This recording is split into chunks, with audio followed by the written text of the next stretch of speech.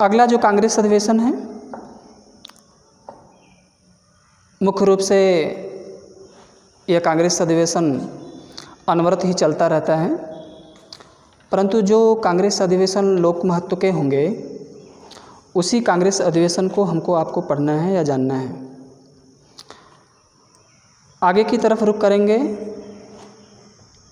तो देखेंगे, तो मुख्य रूप से देखेंगे आगे का जो कांग्रेस अधिवेशन होता है 1917 का कांग्रेस अधिवेशन होता है कलकत्ता में। 1917 का जो कांग्रेस अधिवेशन 1917 का कांग्रेस अधिवेशन 33वां कांग्रेस अधिवेशन होता है। 33वां कांग्रेस अधिवेशन जो है यह कलकत्ता में होता है, कलकत्ता में होता है। इसकी अध्यक्षता किया था श्रीमती एनी बेसेंट ने। एनी बेसेंट ने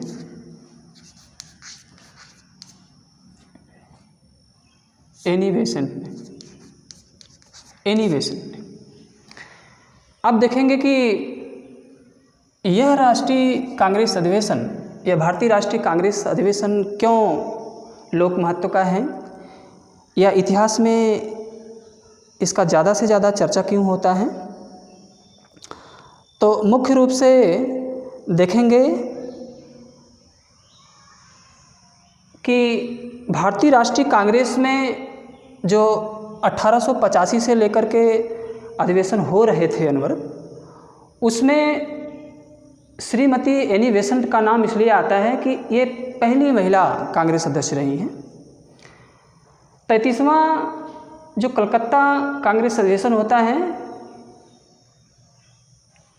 इसकी श्रीमती एनी बेसेंट अध्यक्ष रही हैं, तो प्रथम महिला अध्यक्ष, यानी कि जो क्वेश्चन कंपटीशन में देता है कि भारतीय राष्ट्रीय कांग्रेस की प्रथम महिला अध्यक्ष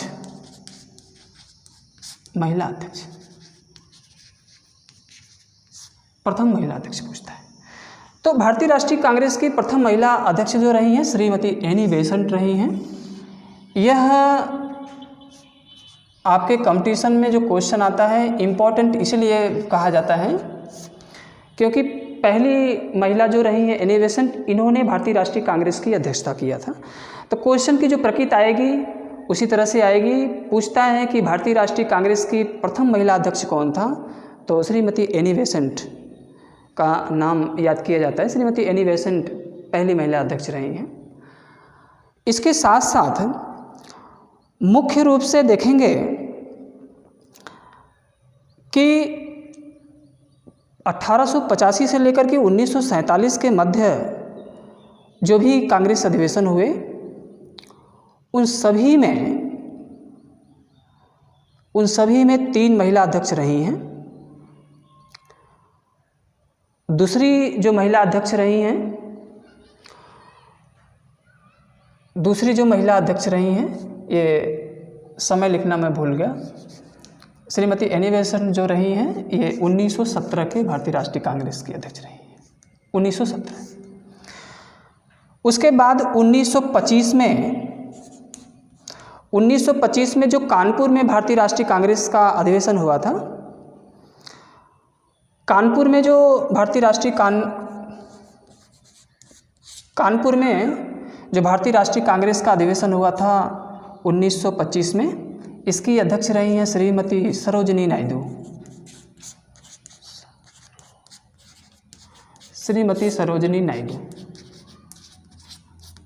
यानी कि श्रीमती सरोजिनी नायडू पहली महिला अध्यक्ष रही हैं। श्रीमती एनी बेसेंट जिन्होंने 1917 में अध्यक्षता किया था, 1925 में दूसरी महिला अध्यक्ष रही हैं, 1925 में कानपुर में रही हैं श्रीमती सरोजिनी नायडू। तो 2 हो गई। एक महिला और कांग्रेस की अध्यक्षता करती हैं। मुख्य रूप से 1933 में कलकत्ता में अधिवेशन होता है 1933 में जो कलकत्ता में अधिवेशन होता है, इसकी अध्यक्षता किया था श्रीमती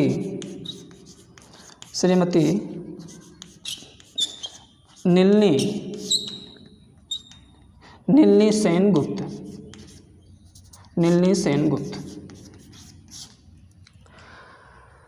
बहुत सबसे इम्पोर्टेंट चैप्टर ये है क्योंकि महिलाओं का नाम जुड़ा है। तो देखेंगे कि आपको हमने बताया जितने भी भारतीय राष्ट्रीय कांग्रेस अधिवेशन होते हैं, हमने बताया था 1885 से लेकर के 1947 के बीच में जो लोक महत्व के हैं, और बाकी जो भारतीय इतिहास में वैसे भी आप अन्य बुकों में देखेंगे तो मुख्य रूप से 1950 तक के कांग्रेस अधिवेशन देता है, लेकिन उसका कोई महत्व नहीं ज़्यादा है। तो 1917,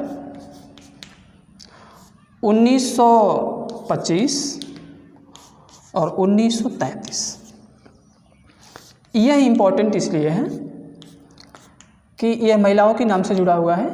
तो एनी बेसेंट रही हैं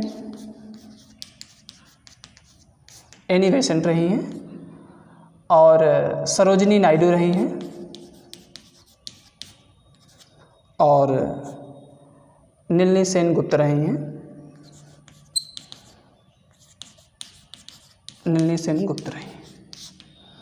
तो आप इसको याद कर लीजिए। 1917 में एनी बेसेंट, 1925 में श्रीमती सरोजिनी नायडू, 1933 में नीलनी सेनगुप्त, यानी कि तीन ही महिलाओं ने संपूर्ण भारतीय राष्ट्रीय कांग्रेस के अधिवेशन की अध्यक्षता किया था। आगे की तरफ चलेंगे तो इसके बाद जो भारतीय राष्ट्रीय कांग्रेस के अधिवेशन होते हैं, उस अधिवेशन में भी कई प्रकार के विषय भी शामिल किए जाते हैं। इन विषयों में मुख्य रूप से देखेंगे तो आगे के अधिवेशन 1929 में होते हैं लाहौर में। 1929 में लाहौर कांग्रेस अधिवेशन की अध्यक्षता JL नेहरू साहब ने किया था।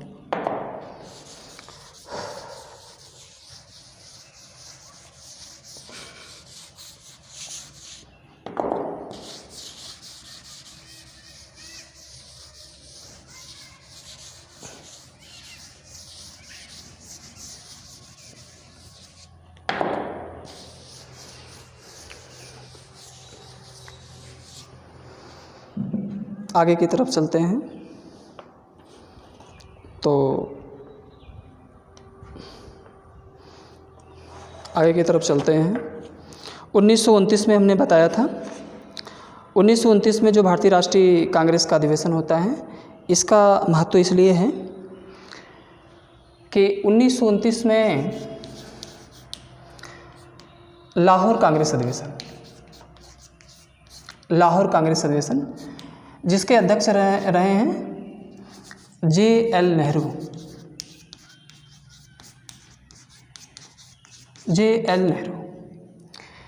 इसका महत्व इसलिए है कि इसी भारतीय राष्ट्रीय कांग्रेस के अधिवेशन में सबसे पहले पूर्ण स्वराज का नारा दिया गया था। पूर्ण स्वराज का नारा दिया गया था। और यह पूर्ण स्वराज जो शब्द है इतिहास में ज़्यादा ही इम्पोर्टेंट है। क्वेश्चन जो कंपटीशन में आता है पूछता है कि भारतीय राष्ट्रीय कांग्रेस के लाहौर अधिवेशन की अध्यक्षता किसने किया था, तो जवाहरलाल नेहरू ने किया था। फिर पूछता है कि किस भारतीय राष्ट्रीय कांग्रेस के अधिवेशन में पूर्ण स्वराज का नारा दिया गया था, तो 1929 के लाहौर कांग्रेस अधिवेशन में पूर्ण स्वतंत्रता या पूर्ण स्वराज का नारा दिया गया था। इसीलिए यह कांग्रेस अधिवेशन मुख्य रूप से इम्पोर्टेंट है। और आपने देखा होगा कि जो आप गणतंत्र दिवस मनाते हैं 26 जनवरी को, 26 जनवरी का जो समय चुना गया था, पूर्ण स्वतंत्रता का जो नारा दिया गया था, तो स्वतंत्रता दिवस के जो रूप में मनाया जाता है तो 26 जनवरी, यानी कि यह एक तरह से मुख्य रूप से जवाहरलाल नेहरू द्वारा ही इस शब्द को जन्म दिया गया था कि प्रत्येक वर्ष 26 जनवरी को पूर्ण स्वराज या गणतंत्र दिवस या स्वतंत्रता दिवस मनाएंगे। आगे की तरफ जो भारतीय राष्ट्रीय कांग्रेस के अधिवेशन होते हैं 1931 के भारतीय राष्ट्रीय कांग्रेस, 1931 का जो भारतीय राष्ट्रीय कांग्रेस है इसका आयोजन, भारतीय राष्ट्रीय कांग्रेस का आयोजन हुआ था कराची में, कराची पाकिस्तान में पड़ता है। 1931 में कराची भारतीय राष्ट्रीय कांग्रेस के अधिवेशन की जो अध्यक्षता किया था वह वल्लभ भाई पटेल थे, वल्लभ भाई पटेल थे, वल्लभ भाई पटेल। अब आप सोचते होंगे कि ये 1931 का भारतीय राष्ट्रीय कांग्रेस का अधिवेशन क्यों इम्पोर्टेंट है? इसलिए है कि सबसे पहले इसी अधिवेशन में मौलिक अधिकार का प्रयोग किया गया था। इतिहास में या संविधान में जो मौलिक अधिकार जैसे शब्द आज समाहित हैं, तो मौलिक अधिकार जो शब्द था, भारतीयों को मौलिक अधिकार मिलना चाहिए, इस प्रकार के शब्द वल्लभ भाई पटेल द्वारा सबसे पहले कराची अधिवेशन में प्रस्तावित किया गया। मौलिक अधिकार, मौलिक अधिकार। क्वेश्चन की जो प्रकृति होगी कंपटीशन में किस प्रकार की होगी, पूछता है कि 1931 में भारतीय राष्ट्रीय कांग्रेस का अधिवेशन कहाँ पे हुआ था, तो कहाँ पे हुआ था? कराची में हुआ था। फिर क्वेश्चन को उल्टा करके पूछेगा कि 1931 में हुए कराची अधिवेशन की अध्यक्षता किसने किया था, तो वल्लभ भाई पटेल।